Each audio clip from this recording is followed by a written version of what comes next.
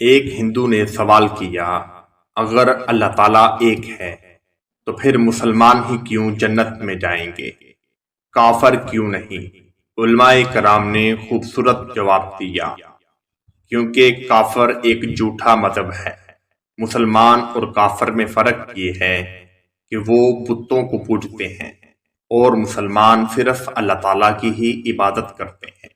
محمد صلی اللہ علیہ وآلہ وسلم اللہ کے آخری نبی اور رسول ہیں۔ پھر اس نے ایک اور سوال پوچھا کہ جو بھی ہندو کلمہ پڑھ رہے ہیں، پہلے ان کو بتایا جائے کہ اسلام کیا ہے۔ خوبصورت جواب دیا، پہلے تو کلمہ ہی وہی پڑھتے ہیں جو اسلام کی سچائی کو سمجھتا ہے۔ اگر اس کو اسلام کی سچائی سمجھ نہیں آئی تو وہ کلمہ کیسے پڑھے گا؟